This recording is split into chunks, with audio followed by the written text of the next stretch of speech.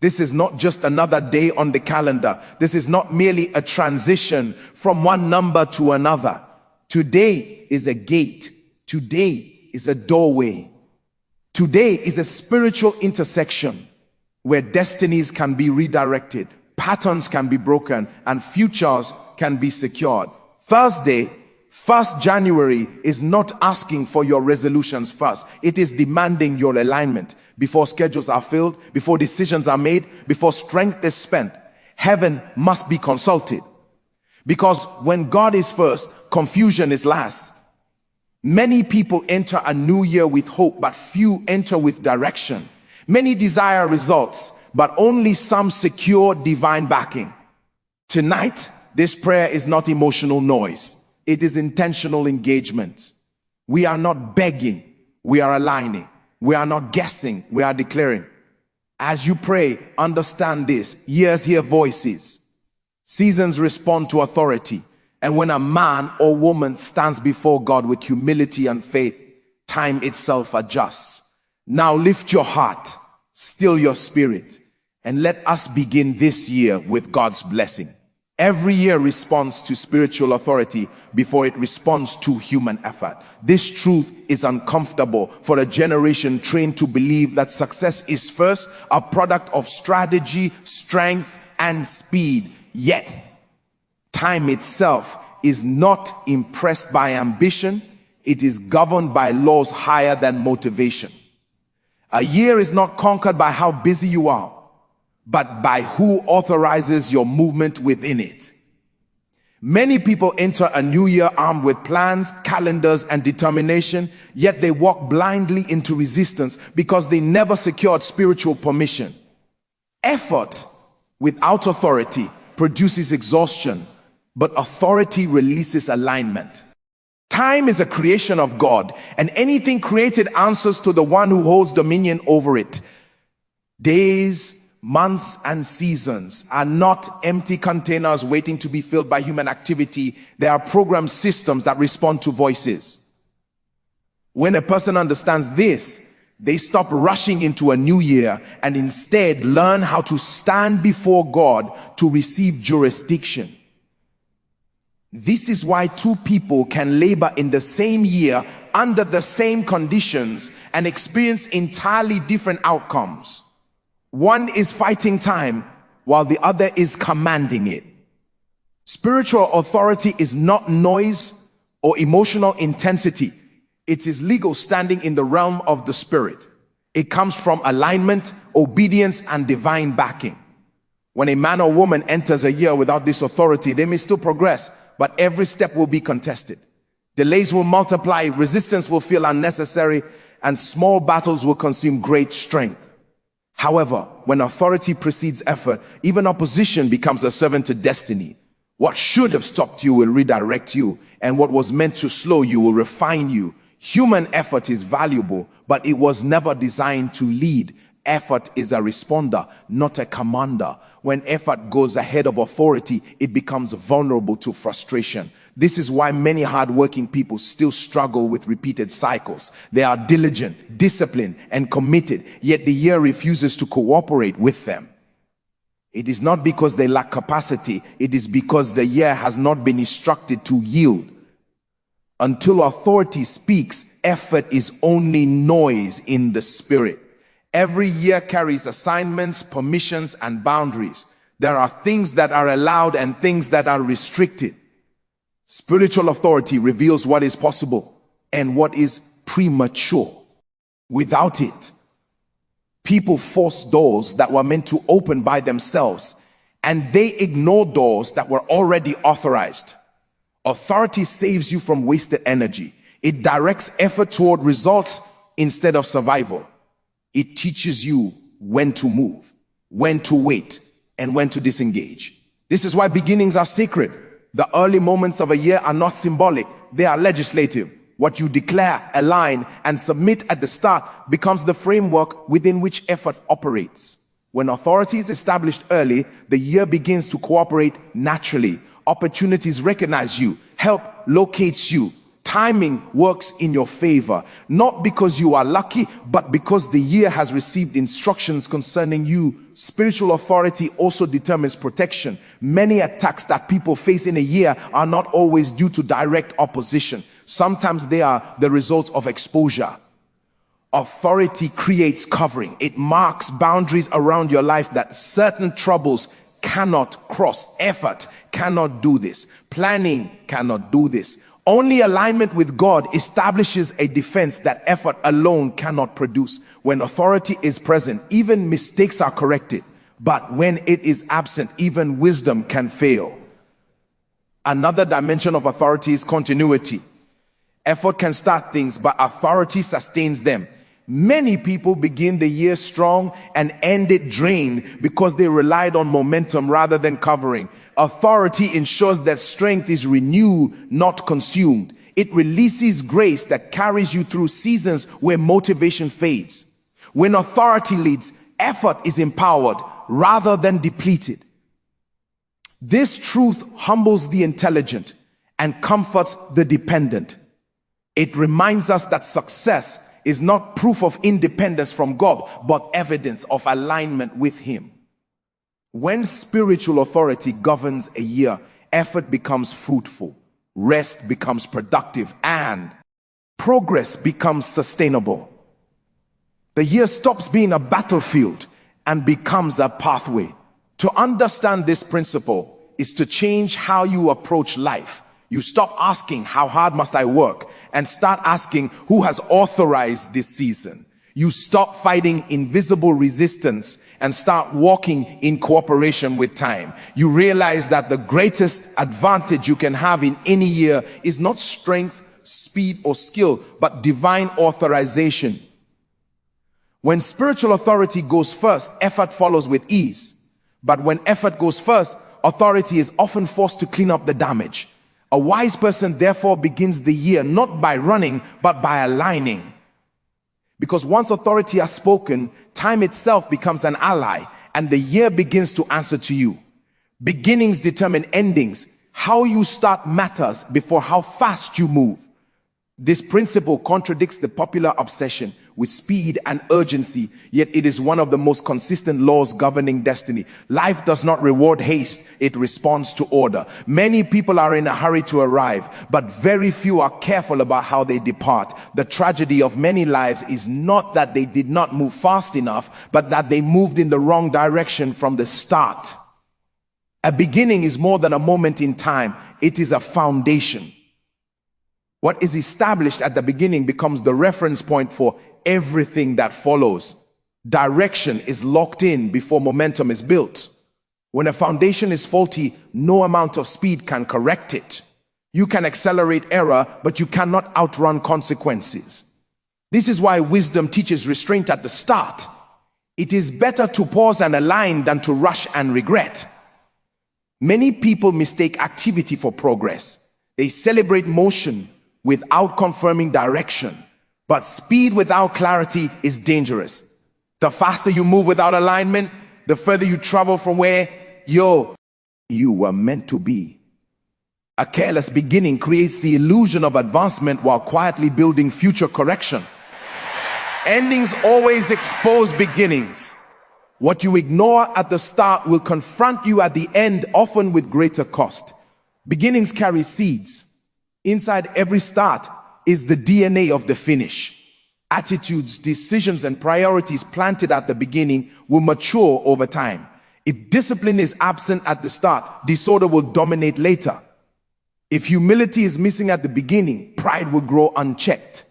If God is optional at the start, confusion will be inevitable at the end.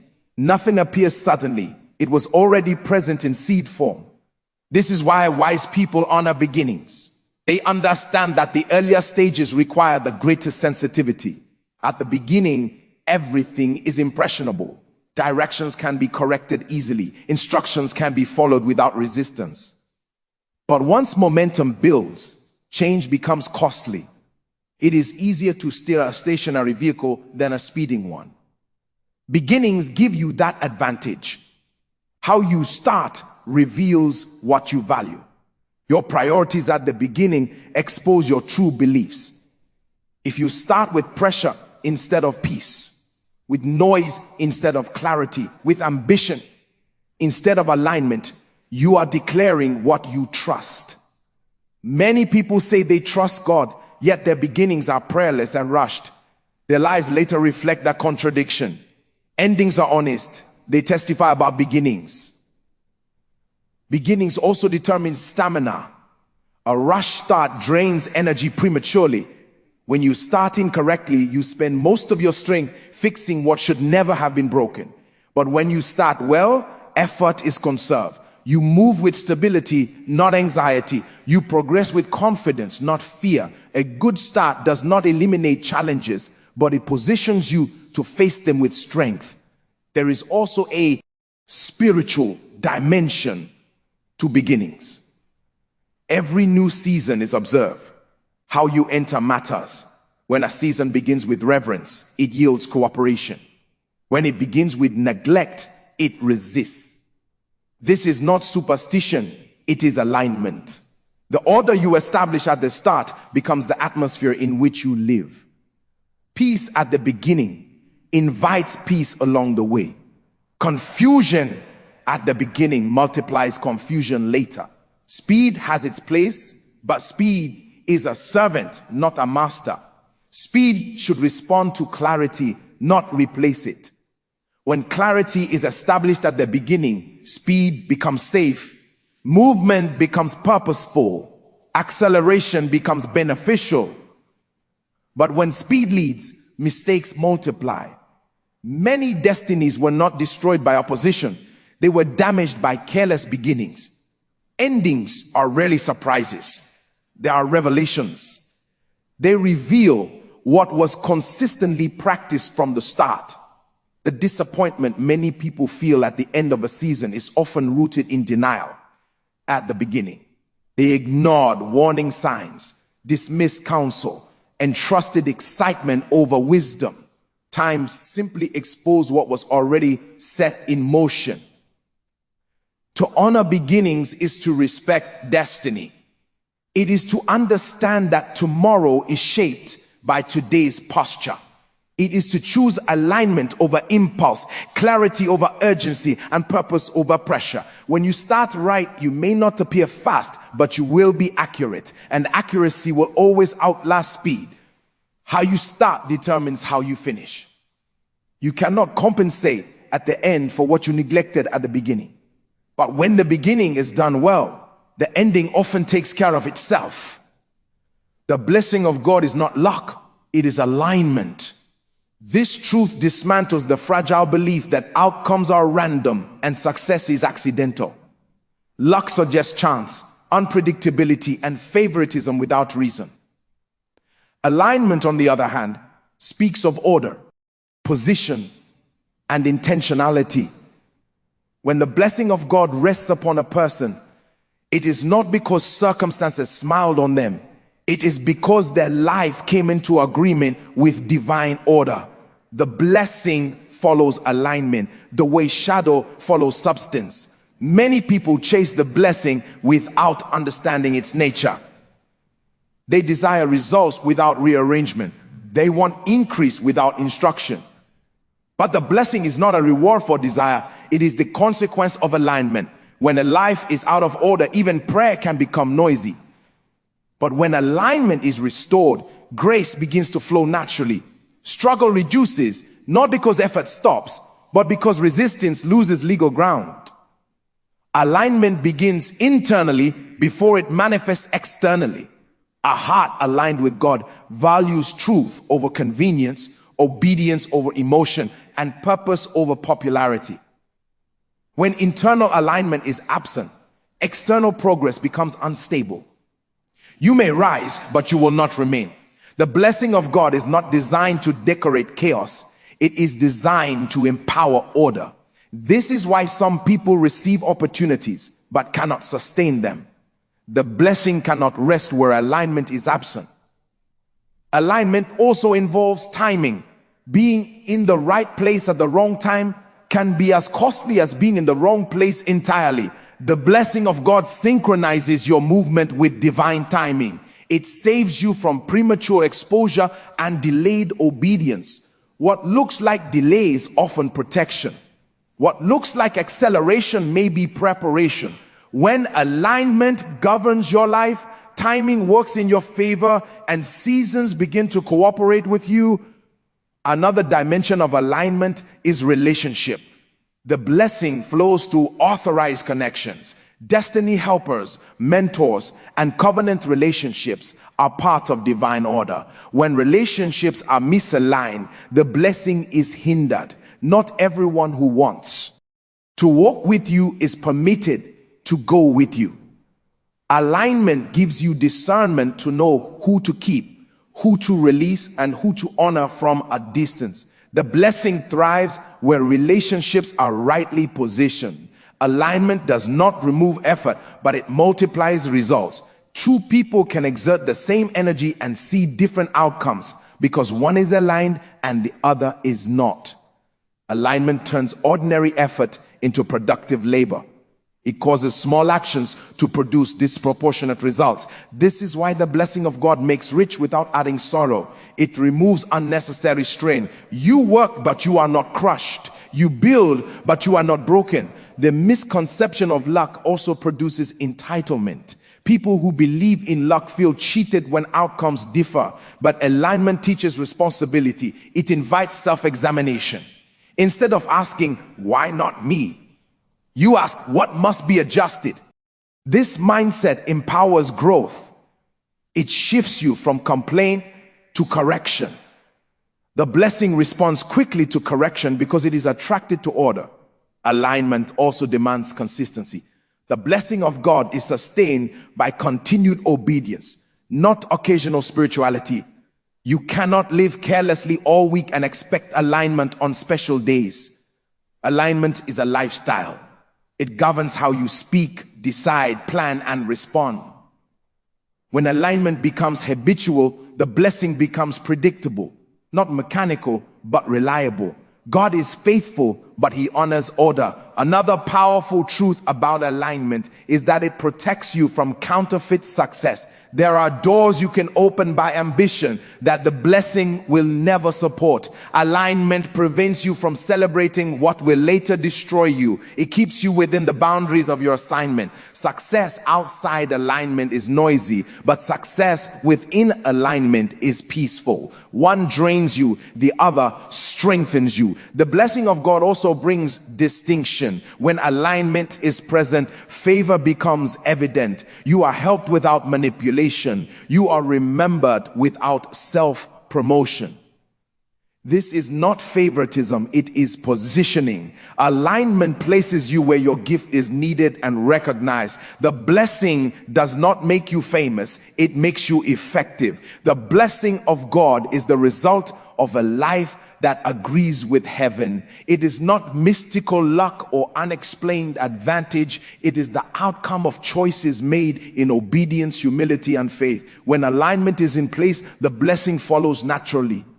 And when the blessing rests upon you, your life becomes proof that success with God is never accidental. Time is neutral, but God gives dominion over time to those who seek him. This truth reshapes how we understand days, months, and seasons. Time itself does not favor anyone. It does not reward effort, punish laziness, or distinguish between wisdom and folly. Time simply moves. It passes over the obedient and the careless alike. What changes outcomes is not time, but dominion over time. Without dominion, people become victims of passing days. With dominion, they become governors of seasons. Many people complain that time is against them. They say they are running out of time, behind in life, or late in destiny. But time was never designed to be an enemy. It is a resource placed under divine authority. The problem is not time, it is access. Those who do not seek God relate to time passively. They endure days instead of commanding them. But those who seek God receive insight instruction, and authority that turns time into an instrument of fulfillment. Seeking God is what grants dominion, because God exists outside time. He sees beginnings and endings simultaneously. When you align with him, you borrow perspective beyond the present moment. This is why seeking God gives clarity about what matters now and what can wait. Without this clarity, people waste years on distractions and later blame time for what discernment could have prevented. Dominion over time begins with knowing where to invest it. Dominion also involves redemption. There are seasons that appear lost, years marked by error, delay, or pain. To the natural mind, those years are gone forever. But when God grants dominion, time can be redeemed. Lessons are extracted, maturity is accelerated, and restoration occurs. What looked wasted becomes instructive. Seeking God does not rewind the clock, but it restores purpose to what has passed. Another aspect of dominion over time is sensitivity to seasons. Not every action is appropriate for every moment. There are times to push and times to pause, times to speak and times to remain silent. Those who lack dominion over time treat every season the same, and they suffer unnecessary resistance. But those who seek God learn to discern seasons. They know when effort will be rewarded and when it will be resisted. This discernment saves years of struggle. Dominion over time also releases peace. Anxiety thrives when people feel controlled by deadlines and expectations. They rush, compare, and compete because they believe time is slipping away. But when God grants dominion, pressure reduces. You move with confidence, not panic. You understand that obedience positions you correctly, and correctness is more powerful than speed. Peace becomes evidence of alignment with divine timing. Seeking God also brings instruction on priority. Time is lost not only through sin, but through misplacement. People invest energy in things that do not advance destiny. Dominion corrects focus. It teaches you what deserves your attention and what must be ignored. When priority is restored, time begins to yield results. You achieve more with less strain because your effort is concentrated where it matters. Another dimension of dominion is legacy. Time governs generations, not just individuals. Those who seek God do not live only for immediate results. They make decisions that affect tomorrow. Dominion over time enables you to plant seeds whose harvest you may never see personally. This perspective frees you from impatience. You stop demanding instant outcomes and start building enduring impact. It is important to understand that dominion over time does not mean control over events. It means alignment with divine purpose. You cannot manipulate time, but you can cooperate with it. When God is involved, delays become preparation and waiting becomes strengthening. Time stops being something you fight and becomes something you steward. Those who do not seek God often feel rushed yet unfulfilled. They are busy but not productive, active but not advancing. Time keeps moving, but tiny remains stagnant. This is the cost of living without dominion. But when a person seeks God sincerely, time begins to serve them. Opportunities align. Decisions become wiser. Progress becomes evident. Time remains neutral. It will pass whether you seek God or not. But dominion over time is reserved for those who do. And with that dominion comes clarity, peace, redemption, and purposeful progress that no calendar can deny. Prayer is how destinies receive instructions for seasons. This truth reveals that prayer is not primarily a tool for relief, but a system for direction. Many people reduce prayer to a reaction, something they do when trouble appears or when pressure increases. But in the economy of God, prayer is proactive. It is the channel through which heaven communicates strategies for timing, movement, and restraint. A destiny that is not instructed will eventually be confused. No matter how gifted the individual may be, seasons change whether people are prepared or not. Opportunities appear and disappear. Doors open and close. Without instruction, a person can be present in a season and still miss its assignment. Prayer aligns the heart to hear what this season is demanding. It reveals what to pursue, what to ignore, and what to postpone.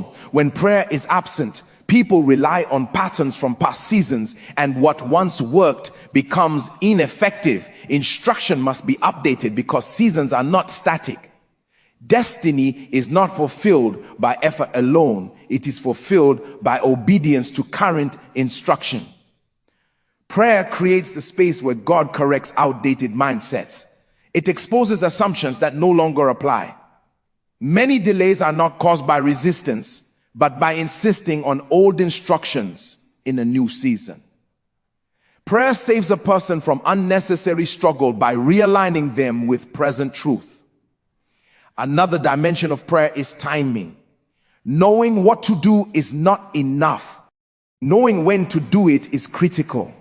Prayer trains spiritual sensitivity. It sharpens discernment so that actions are taken at the right moment. A correct action at the wrong time can produce frustration. But prayer synchronizes action with divine timing, turning ordinary steps into decisive breakthroughs. Prayer also protects destinies from distraction. Every season comes with competing voices. Culture, pressure, fear, and comparison all attempt to define direction. Without prayer, these voices grow louder. People begin to chase what looks urgent instead of what is important. Prayer quiets external noise and amplifies divine guidance. It recenters focus. It reminds a person of their assignment when temptation to drift appears. Instruction received through prayer often challenges comfort. God's directions are not always convenient, but they are always purposeful. Prayer develops the humility to obey even when understanding is incomplete. Many destinies stall because individuals pray, receive instruction, but refuse adjustment. True prayer produces alignment, not just information. It requires surrender as much as faith. Prayer also reveals transitions. Seasons do not always end with obvious signs. Sometimes they expire quietly. Without prayer, people overstay seasons that have already concluded. They invest energy where grace has lifted. Prayer sensitizes the heart to recognize when it is time to move on. It grants courage to release what is familiar for what is necessary. Another vital role of prayer is preparation. Instruction is not only about movement, it is about readiness. Prayer reveals areas that must be strengthened before advancement. Character, discipline, and capacity are often developed in hidden seasons. Those who avoid prayer rush into exposure without preparation and suffer unnecessary damage. Instruction would have preserved them. Prayer also carries the power of correction. When mistakes are made, prayer recalibrates destiny. God does not abandon people because of error. Through prayer, instruction is refined. Detours are redirected. What could have ended in loss becomes a lesson. This is why prayer sustains long-term purpose. It keeps destiny flexible without becoming unstable. Destiny without prayer becomes reactionary. People respond to pressure instead of direction. They move because others are moving. They stop because fear appears. Prayer restores intentionality. It reminds a person that life is not meant to be lived randomly, but guided deliberately. In every season, heaven has instructions. Some seasons require patience. Others demand speed. Some call for silence, others for boldness. Prayer is how these distinctions are revealed. Without prayer, a person may be sincere but inaccurate. With prayer, even weakness becomes usable. Prayer is the language of alignment between heaven and destiny. It is where God reveals his intentions and man receives his assignments. When prayer is consistent, destiny remains guided. And a guided destiny, even through difficult seasons, will always arrive at its appointed end. Grace makes speed possible without sorrow. This truth reveals a dimension of divine help that human strength can never replicate. Speed is often associated with pressure, exhaustion, and mistakes. In the natural realm, acceleration usually demands sacrifice. Health is compromised. Relationships are strained. Peace is traded for progress. But when grace is at work, speed does not destroy balance. Progress does not come with regret.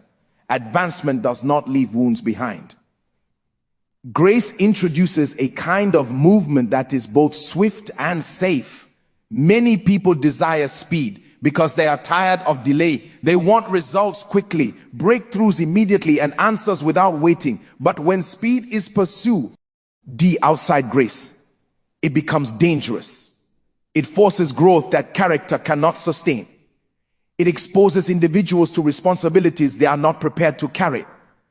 This is why some people arrive early but collapse shortly after. Speed without grace amplifies weakness. It magnifies flaws. It accelerates failure. Grace, however, changes the nature of speed. Grace is not laziness, and it is not an excuse for irresponsibility. Grace is divine empowerment that aligns capacity with opportunity. When grace carries a person forward, development keeps pace with advancement. The inner man grows as fast as the outer result. This is why grace-driven speed does not produce sorrow. You are not overwhelmed by what you receive. You are strengthened to steward it. Sorrow often comes when success arrives before maturity. People receive what they prayed for, but not what they needed to sustain it.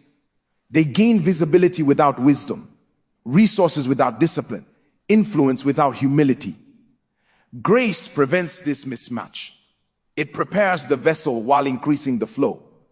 When grace is present, promotion does not expose emptiness. It reveals preparation. Another reason grace eliminates sorrow is because it removes striving. Striving produces anxiety. It creates the fear of loss, even in the presence of gain. But grace replaces striving with rest. This rest is not inactivity, it is confidence. You move quickly, but without panic. You advance boldly, but without fear. You are not rushing to prove anything because grace has already validated you. Grace also brings divine efficiency. It teaches you what to stop doing. Many delays in life are not because people are slow, but because they are scattered. Grace focuses effort. It eliminates distractions. It aligns energy with purpose. When grace is active, one step can accomplish what 10 steps could not. This speed without exhaustion. This movement without confusion. Sorrow is often the result of hidden costs. People celebrate breakthroughs publicly but suffer privately. Grace reduces these hidden costs. It preserves health, peace, and relationships while accelerating progress. This is why the blessing that comes through grace adds no sorrow. You do not lose yourself while gaining success. You do not damage your soul to advance your destiny. Grace also handles opposition differently. Without grace, speed attracts resistance that overwhelms. But with grace, opposition becomes manageable. Challenges do not disappear, but they lose their power to derail. Grace turns resistance into refinement. Instead of slowing you down, opposition sharpens you. This is why grace-driven speed does not lead to burnout. It leads to stability. Another dimension of grace is timing. Grace does not just move you fast, it moves you at the right time. Many sorrows are born from premature acceleration. People step into seasons before grace has authorized them. Grace ensures that speed is synchronized with divine timing. You move quickly, but never early. You advance suddenly, but never unprepared. Grace also protects identity. Without grace, speed can distort purpose. People begin to chase applause instead of assignment. They confuse momentum with meaning. Grace anchors identity. It reminds you why you are moving, not just how fast. This keeps speed from becoming addiction. You can slow down when necessary without fear, because grace is not dependent on constant motion. Sorrow also comes when success isolates. Rapid advancement can separate people from support systems. Grace prevents isolation by supplying the right relationships at the right time. Helpers appear, mentors emerge, covering is provided. You are not alone in your speed. This is why grace preserves joy even in seasons of rapid growth. Grace does not deny speed, it redeems it. It proves that progress does not have to be painful and advancement does not have to be costly. When grace leads, speed becomes sustainable, growth becomes healthy, success becomes peaceful. Grace makes speed possible without sorrow, because grace carries what effort cannot sustain. And when grace is the engine, destiny moves forward without leaving brokenness behind. Divine covering is superior to human planning. This truth confronts the confidence many people place in strategy, intelligence, and preparation. Planning is important, but it was never designed to replace protection. Human plans can anticipate trends, calculate risks, and prepare contingencies, but they cannot see the invisible. They cannot predict spiritual resistance, sudden changes, or unseen variables that alter outcomes overnight. This is where divine covering becomes indispensable. It protects where planning cannot reach. Many people feel secure because they have planned well. They have backups, insurance, schedules, and forecasts. Yet life repeatedly proves that even the best plans can collapse in a moment. One phone call, one decision, one unexpected event can undo years of careful preparation. This does not mean planning is useless. It means planning is limited. Divine covering fills the gap between what you can foresee and what you cannot control. Divine covering is not passive protection. It is active preservation. It works before danger appears. While human planning reacts to threats, divine covering prevents them. Some battles never happen because covering intercepted them. Some losses never occurred because protection redirected them.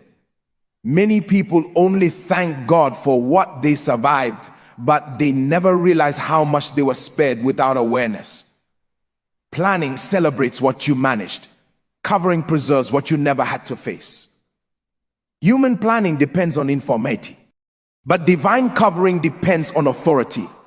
Authority is superior to information. You can know much and still be vulnerable, but when divine covering is present, even ignorance is protected. This is why some people make mistakes and recover quickly, while others collapse under smaller errors. Covering absorbs shock. It limits damage. It ensures that errors do not become disasters. Divine covering also protects against self-inflicted harm.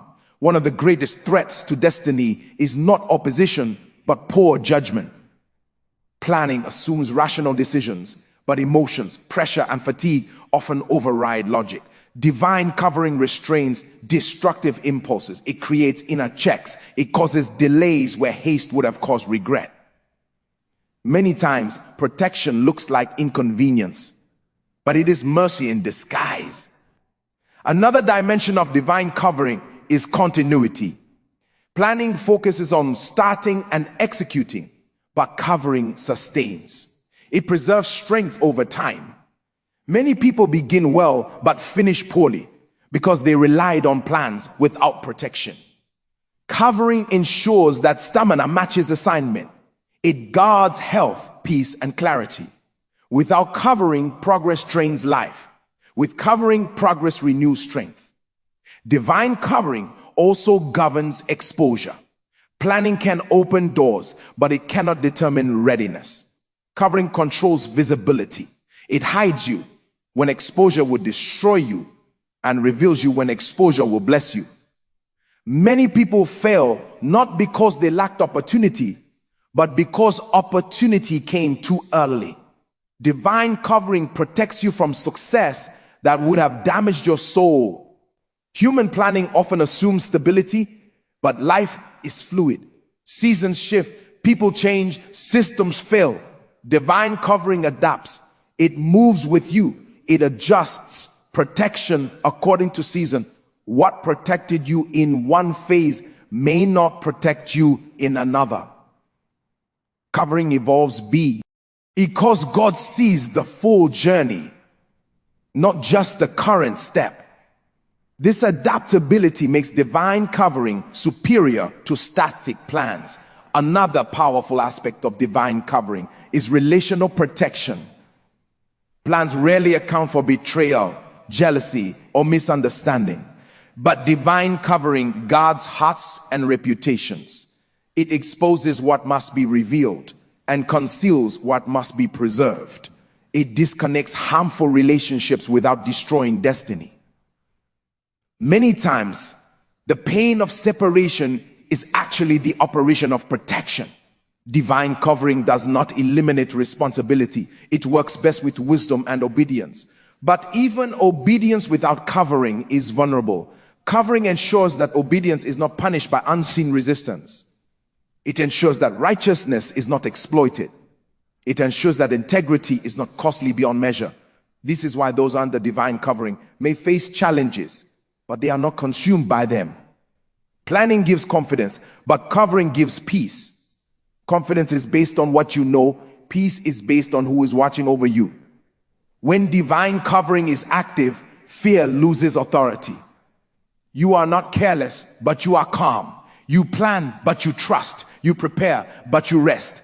This balance is the mark of maturity. Divine covering acknowledges a simple truth. Life is bigger than human foresight. No plan is complete without protection. No strategy is sufficient without supervision from heaven. When divine covering is present, plans become tools instead of crutches. And destiny advances not just intelligently, but safely. Divine covering is superior because it protects what planning cannot predict, preserves what effort cannot sustain, and guards what wisdom alone cannot defend. When God goes before you, resistance turns into testimony. This truth reveals that opposition is not always a sign of failure. Often, it is evidence of divine movement. Resistance is unavoidable in life, but its effect is determined by who leads the journey. When a person moves ahead of God, resistance becomes overwhelming and destructive. But when God goes before you, resistance loses its power to stop you and instead becomes material for testimony. Resistance exists because something significant is in motion. Nothing valuable advances without challenge. However, the difference between defeat and testimony is leadership. Who is in front? When God goes before you, he confronts what you cannot see, neutralizes what you cannot fight, and rearranges what you cannot control. The battle may still exist, but the outcome is already decided. Many people fear resistance because of past experiences. They associate opposition with loss, delay, and pain. But resistance encountered under divine leadership carries a different purpose. It is not meant to destroy you. It is meant to reveal God. Testimony is born when human limitation meets divine intervention. Resistance becomes the stage upon which God displays his faithfulness. When God goes before you, resistance also becomes directional. Instead of blocking your path, it clarifies it. Closed doors save you from wrong destinations. Delays redirect you toward better outcomes. What felt like obstruction was actually instruction. In hindsight, many testimonies are rooted in moments of frustration that prevented greater damage. God uses resistance to guide as much as to guard. Another dimension of this truth is that resistance refines character. Without opposition, faith remains theoretical. Trust is tested when movement is contested. When God leads, resistance strengthens dependence rather than producing bitterness. You learn patience, endurance, and discernment. The very thing meant to discourage you becomes the environment where spiritual maturity grows. Resistance also exposes false support. When everything is smooth, people rely on skill, connections, and confidence. But when resistance appears, those supports fail. If God is leading, This exposure is not harmful, it is necessary. It teaches you where your trust truly belongs. Testimony is not just about what God did for you, but about what he removed from you. When God goes before you, resistance has limits. It cannot exceed divine permission. This is crucial. Opposition may be loud, but it is not sovereign. It operates under boundaries. Knowing this brings courage. You stop interpreting resistance as abandonment. You understand that if it is allowed, it is measured. And if it is measured, it is purposeful. Another powerful aspect is that resistance amplifies testimony. Victory without challenge is easily ignored, but victory over resistance commands attention. It silences doubt. It builds confidence. Testimony carries authority because it is evidence of God's involvement. People may question your words, but they cannot deny your results. Resistance, when overcome under divine leadership, gives credibility to faith. When God goes before you, resistance also protects you from pride. Success achieved without struggle often leads to self-glorification. But when resistance is present, you remember the source of your breakthrough.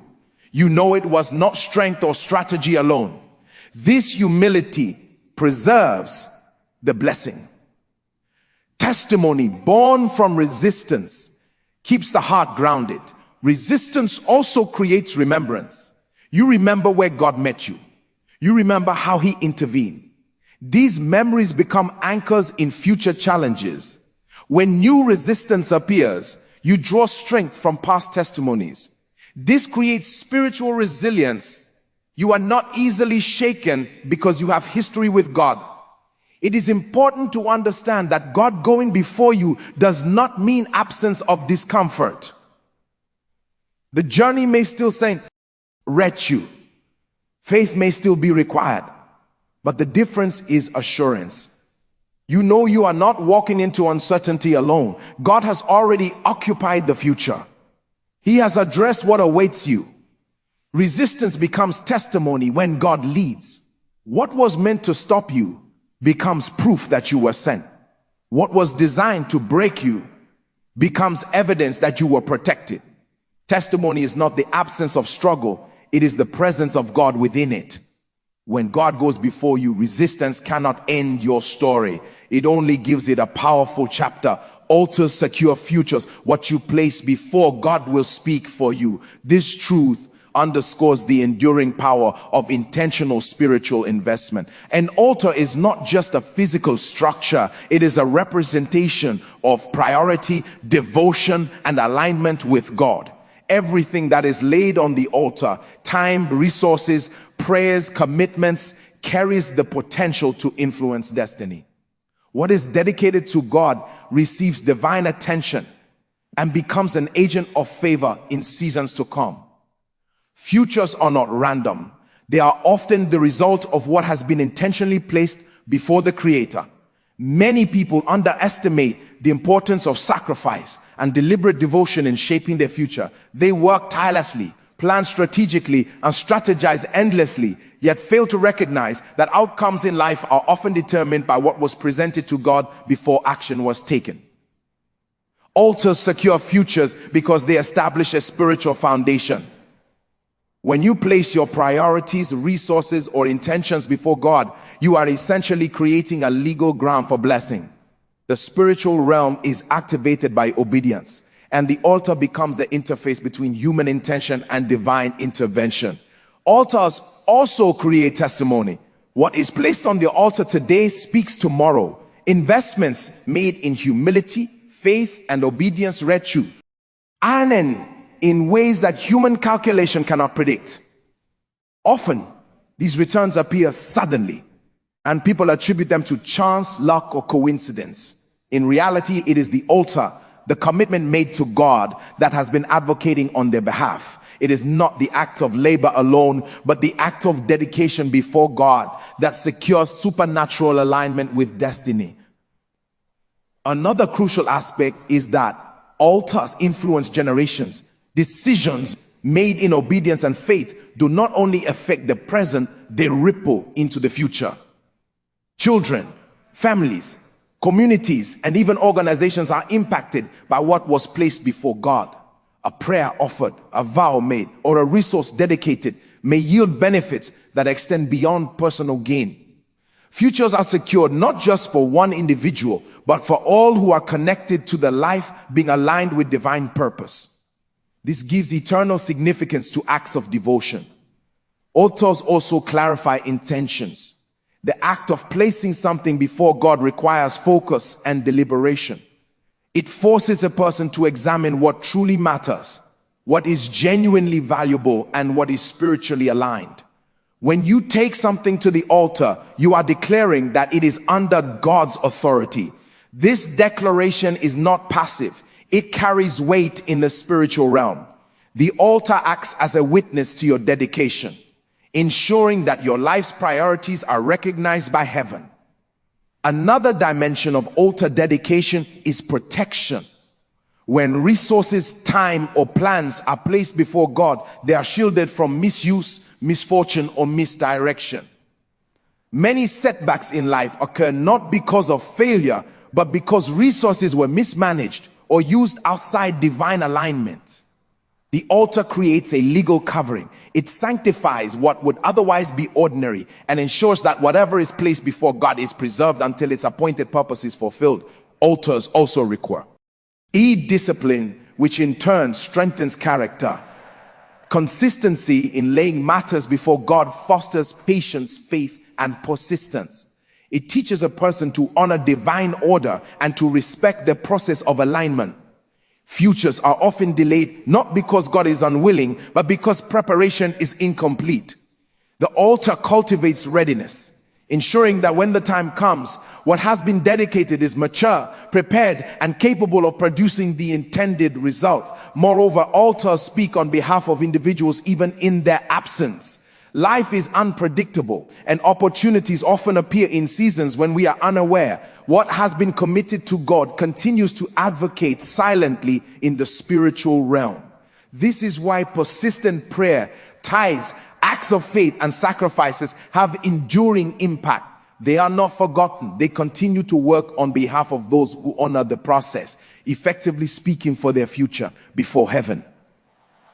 Altars also bring clarity during times of uncertainty. When decisions must be made or paths are unclear, what has been placed before God serves as a reference point. Dedication at the altar guides discernment, shaping the choices that align with purpose. In this way, futures are not left to chance or human reasoning alone. They are guided by spiritual testimony that originated from intentional alignment. Another important function of the altar is alignment with divine timing. What is dedicated in faith and obedience positions an individual to receive blessing at exactly the right moment. Futures are not just secured, they are timed. The altar ensures that God's favor coincides with opportunity, ensuring maximum effectiveness and impact. Without this alignment, even diligent effort may yield delayed or misdirected results. The altar is more than a symbol. It is a covenantal interface with God. What you place before Him speaks on your behalf, advocates for you, and secures your future. It transforms obedience into opportunity, faith into favor, and dedication into destiny. Futures are not left to chance. They are guaranteed by the intentional actions taken in the presence of God. The altar ensures that every commitment, every prayer, and every act of faith resonates beyond the present, influencing outcomes that human planning alone could never secure. A year committed to God cannot be wasted by circumstances. This truth is foundational for anyone who desires a life of purpose, progress, and divine favor. Many people approach a new year with anxiety, fearing setbacks, disappointments, or delays. They worry about the uncontrollable events that might derail their plans, not realizing that when a year is truly committed to God, its trajectory is governed by His authority, not by the limitations of circumstance. Circumstances may appear threatening, but they cannot alter what God has authorized. A life aligned with divine purpose becomes untouchable in ways that human understanding cannot explain. Commitment to God is not merely a statement of intention, it is a lifestyle of obedience, faith, and devotion. It is the daily choice to consult God, follow His guidance, and prioritize His will above convenience or personal preference. When a year is approached in this manner, the ordinary measures of success, wealth, position, recognition become secondary to spiritual alignment. What matters is that God is central. And when God is central, every event, every delay, and every encounter becomes part of a larger plan that cannot be wasted. Even challenges, mistakes, and failures serve a purpose in a life committed to Him. Many people measure a year by what they see on the surface: financial growth, career progression, or social recognition.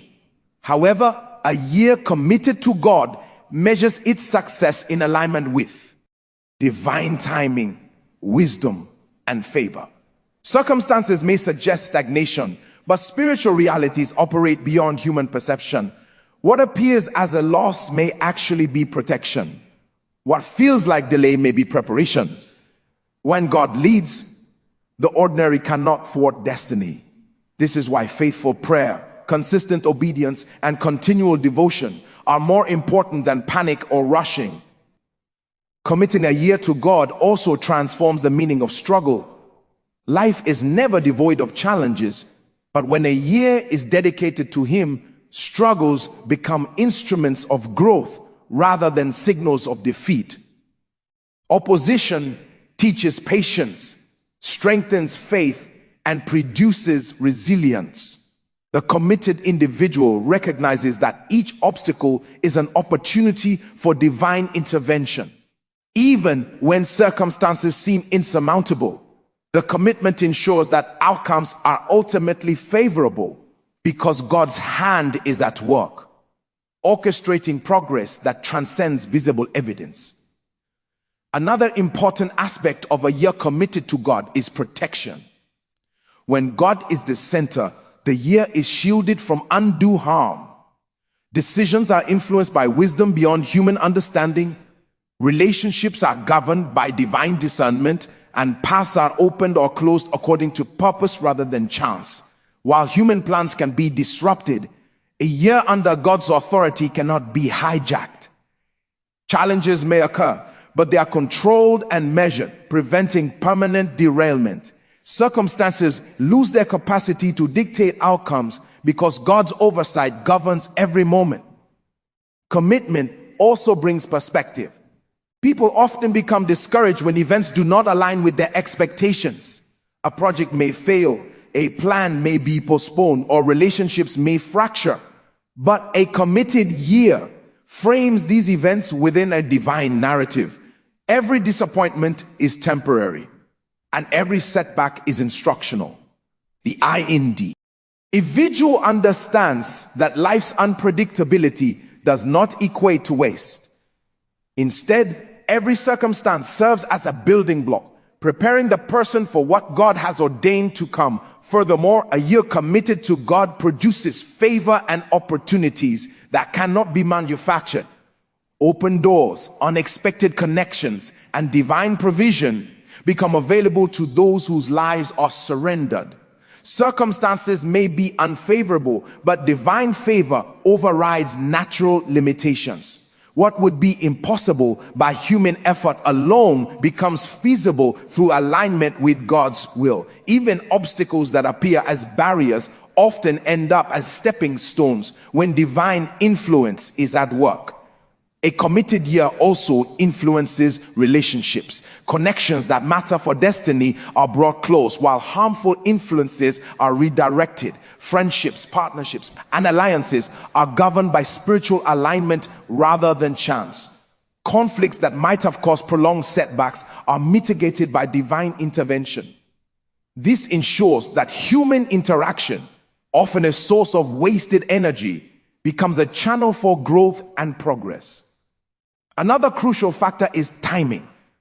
Humans often misinterpret delays as loss, But a year under God's direction operates within divine timing. Opportunities, breakthroughs, and answers manifest when conditions are perfect. A delay is not denial, it is synchronization. By committing the year to God, one ensures that every season unfolds according to divine purpose rather than human expectation. This prevents frustration and cultivates patience, confidence, and endurance. A year committed to God cannot be wasted because it is not dependent on circumstances. Success and progress are defined by alignment, obedience, and faith, not by external events. The year becomes a vessel through which God orchestrates favor, growth, protection, and opportunity. Even challenges, delays, and opposition contribute to ultimate destiny rather than derail it. Commitment transforms the ordinary into extraordinary, converts trials into testimonies, and ensures that the life of the faithful remains purposeful regardless of temporary conditions. When a year begins under God's authority, it is safeguarded from being squandered. Circumstances may still present themselves, but they no longer dictate the outcome. What was meant to hinder becomes a tool for testimony. What was meant to delay becomes a moment of preparation. Ultimately, alignment with God guarantees that no matter the visible challenges, the year fulfills its intended purpose and produces results that honor divine intention. Beginning a year with God's blessing is not merely a ritual or a hopeful sentiment. It is a deliberate act of alignment, obedience, and faith. Each keynote we have explored, from recognizing the supremacy of spiritual authority, honoring beginnings, and understanding that God's blessing is a product of alignment, to exercising dominion over time, seeking instruction through prayer, embracing grace, relying on divine covering, trusting that God can turn resistance into testimony, dedicating our altars, and committing the year fully to Him, forms a foundation for a life that cannot be shaken by circumstances. When a year is dedicated to God, every challenge, delay, and opposition becomes a tool for growth, preparation, and testimony. What would have been obstacles in the lives of the unaligned becomes opportunities for the faithful. Spiritual authority precedes human effort, and as during that, decisions, actions, and movements are validated in the spiritual realm. Beginnings establish patterns that determine endings, and intentional dedication at the altar ensures that priorities, resources, and prayers advocate on our behalf. Prayer provides instruction for each season. Grace accelerates progress without sorrow, and divine covering protects what human planning cannot secure. Resistance is transformed into testimony when God goes before us, and a year committed to Him cannot be wasted regardless of circumstances. This truth reminds us that life is not controlled by mere human effort, circumstance, or timing. Destiny responds to obedience, alignment, and divine oversight. When we enter a new year with God's blessing, we are not stepping into uncertainty. We are stepping into a season orchestrated by the Creator, where favor, protection, and purpose converge. Every moment, every decision, and every challenge is under His sovereign hand, ensuring that our year unfolds according to divine intention. Therefore, as we begin this year, let us do so with humility, faith, and unwavering commitment. Let us place our plans, resources, and intentions before God, seek His guidance continually, and trust that His blessing will provide speed without sorrow, protection beyond understanding, and testimonies from challenges. When God is first in our year, nothing, neither circumstances, opposition, nor delay can waste it. Instead, every experience becomes a stepping stone, every challenge a lesson, and every moment an opportunity for divine favor. By starting the year with God's blessing, we secure not just days and months, but destiny itself. This is a year of alignment, favor, growth, and testimony. A year in which God's presence leads, His wisdom instructs, and His power transforms every circumstance into a testament of His faithfulness. In this, we find comfort, guidance, peace, and assurance. A year begun in God's blessing is a year that cannot fail.